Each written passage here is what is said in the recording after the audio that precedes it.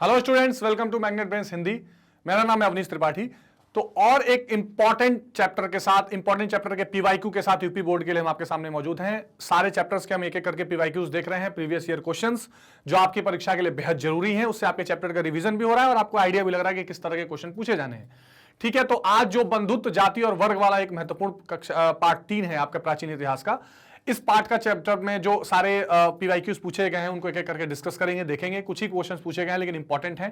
उत्तर वैदिक काल के खास करके आसपास की जो चीजें थी, महाभारत वाले जब ग्रंथ इंपॉर्टेंट हो रहे थे और उनके बारे में चर्चाएं चल रही थी, उस समय के बेहतरीन चीजों को हम देखेंगे। ठीक है, तो जो क्वेश्चंस पूछे गए हैं, लेकिन उससे पहले आपको पता है कि ये है आपकी मैग्नेट ब्रेन्स हिंदी की टीम। इसके साथ आप जुड़कर मैग्नेट ब्रेन्स पर हिंदी पर कक्षा 6 से 12 तक के सभी विषयों के सभी चैप्टर्स हिंदी माध्यम में, चाहे आप स्टेट बोर्ड से किसी पढ़ रहे हो, UP board, MP board, Rajasthan board, चाहे जहां से भी, या सीबीएसई बोर्ड और एनसीईआरटी पैटर्न पढ़ रहे हो, आपको निःशुल्क सारी शिक्षा प्रोवाइड की जा रही है। सारे पीवाईक्यूज, सारे most important question, NCERT solutions, one shot revision, concept video, एक या दो चैप्टर पढ़ने के बाद कोई पेड सब्सक्रिप्शन, ऐसा कोई पैकेज लेने की जरूरत नहीं है। आप फ्री ऑफ कॉस्ट इस चैनल पे पढ़ सकते हैं। चैनल को लाइक, शेयर और सब्सक्राइब करते रहिए। ठीक है, तो आइए आगे देखते हैं इंपॉर्टेंट कौन से प्रीवियस ईयर क्वेश्चंस हैं जो इस चैप्टर से आए हुए हैं। तो कक्षा 12 की जो इतिहास है उसमें बंधुत्व, जाति और वर्ग का जो आरंभिक समाज, जो 600 ईस्वी पूर्व से 600 ईस्वी तक हम पूरा कंसेप्ट देख रहे हैं, 600 साल इधर, 600 साल इधर। तो इस बीच का जो आपने देखा कि जो सामाजिक स्थिति था, हम आपने चैप्टर में जरूर पढ़ा होगा, आगे डिस्कस भी करेंगे। उसमें जाति व्यवस्था दिखाई पड़ रही थी, पुरुष प्रधानता दिखाई पड़ रही थी, एक ईश्वर पर आस्था वाली बात दिखाई पड़ रही थी। ये सारी चीजों को थोड़ा सा इस चैप्टर में प्रीवियस ईयर में क्या क्या क्वेश्चन पूछे गए उसको देखते हैं। अब एक क्वेश्चन है कि महाभारत के रचयिता कौन है। तो महाभारत के रचयिता कौन है? इसमें से व्यास, कृष्ण, विदुर और अर्जुन। तो व्यास इसमें से क्या है? महाभारत के रचयिता है। ठीक है, ये इसका बिल्कुल ठीक जवाब हो जाएगा। आगे देखते हैं।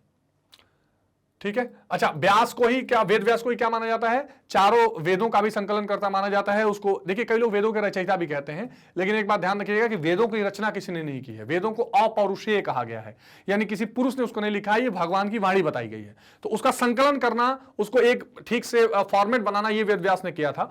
लेकिन और महाभारत के रचयिता तो व्यास हैं, इसको आप ध्यान में रखेंगे।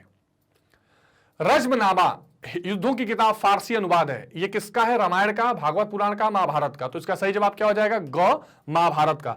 और ये जो रज्मनामा है, ये किसने करवाया था? ये करवाया था अकबर के शासनकाल, 1574 में इसको शामिल किया गया था। तो अकबर का एक ट्रांसलेशन का अलग से डिपार्टमेंट होता था। कमेंट सेक्शन में बताइए कि उस ट्रांसलेशन के विभाग को क्या कहते थे। तो ये रज्मनामा जो है, ये महाभारत का ही क्या है? एक फारसी अनुवाद है। ठीक है, महत्वपूर्ण सवाल है, इसको आप ध्यान रखेंगे, बहुत इंपॉर्टेंट क्वेश्चन है। भगवत गीता सबसे महत्वपूर्ण उपदेशात्मक अंश है किसका?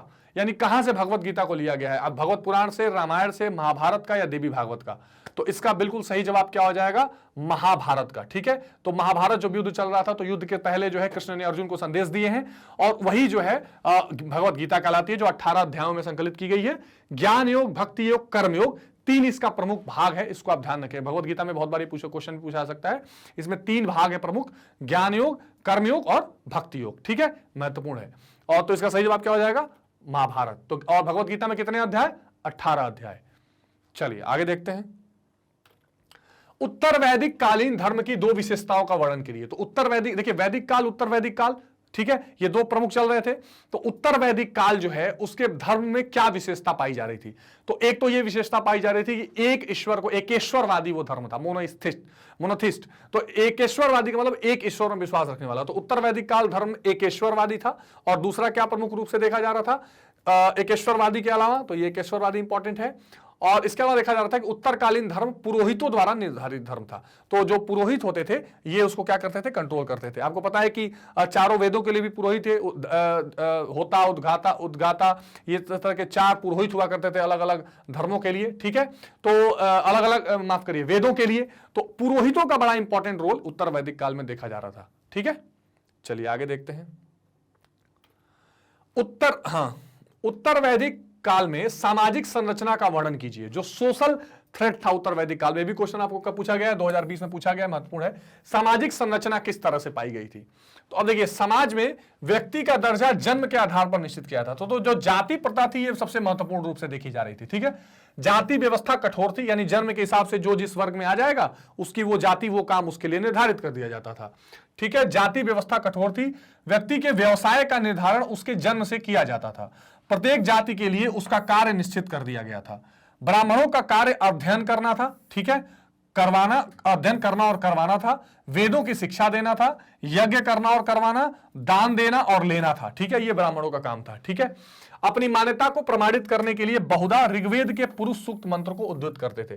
तो ब्राह्मण ऋग्वेद में, ऋग्वेद सबसे पहला जो वेद है, ठीक है, सबसे पुराना सबसे मेन वेद माना जाता है। तो ऋग्वेद में जो पुरुष सूक्त के मंत्र हैं, उन मंत्रों द्वारा ब्राह्मण ये बताते थे कि ये काम और ये जो स्थान मिला है वो वहां से आया है। क्षत्रियों का कार्य क्या करना था? युद्ध करना, लोगों को सुरक्षा प्रदान करना, न्याय करना, वेद पढ़ना, यज्ञ करवाना और दान दक्षिणा देना, ये क्षत्रियों का काम था। ठीक है, प्रमुख रूप से जाति व्यवस्था बनी हुई थी। अच्छा, आगे वैश्य, तो ब्राह्मण, क्षत्रिय, वैश्य और शूद्र 4 विभाजन थे। वैश्य का काम ये बेसिकली आप कह सकते हैं कि ट्रेडर्स की प्रजाति थी। तो कृषि, गोपालन, व्यापार का कार्य करना, वेद पढ़ना, यज्ञ करवाना, दान दक्षिणा देना भी उनके कार्यों में आता था। और ठीक है, प्रमुख गृहस्थी यहां से आती थी। शूद्रों का कार्य था तीनों उच्च वर्ण जिन्हें द्विज कहा जाता था, इनकी सेवा करना। ठीक है, तो उच्च वर्णों को द्विज कहा जाता था, हमेशा ध्यान रखिएगा। और शूद्र का काम यह था कि उनकी देखभाल करना, उनकी सेवा करना। ये 4 प्रमुख रूप से विभाजन किया गया था वर्णों का, जो उत्तर वैदिक काल में बहुत महत्वपूर्ण है। ये वो प्रश्न है जो पूछे गए, इतने में चैप्टर समाप्त नहीं होता है। मैंने उन प्रश्नों को लिया है जो हाल में एग्जामिनेशन में आए हैं, तो ये प्रश्न आपको ध्यान में रखने हैं। ठीक है, तो ये कुछ 2-3 इंपॉर्टेंट प्रश्न थे जो आपके परीक्षा के लिए इंपॉर्टेंट है, जो प्रीवियस ईयर में हाल में 2020 में पूछे गए हैं। इन्हीं प्रश्नों के अकॉर्डिंग इस चैप्टर को आपको तैयार करना है। हम हर चैप्टर को बारी बारी देख रहे हैं। इन चैप्टर्स को, इन क्वेश्चंस को देखते रहिए और इन क्वेश्चन से अपना रिवीजन करते रहिए। ठीक है, मैग्नेट बेंस हिंदी पर कक्षा 6 से 12 तक आपको निःशुल्क शिक्षा मिल रही है। आपको कहीं भी कोई पेड सब्सक्रिप्शन नहीं लेना है। इस तरह के सारे चैप्टर्स के वीडियो आपको एक एक करके मिलते रहेंगे। आपको बस क्या करना है, लाइक, शेयर और सब्सक्राइब करना है। कमेंट करिएगा जरूर इस वीडियो से संबंधित कोई भी परेशानी, कोई भी कंफ्यूजन के लिए। आगे हम डिटेल में भी इसको देखने वाले हैं। ठीक है, तो अपना बहुत ध्यान रखिए। Take care.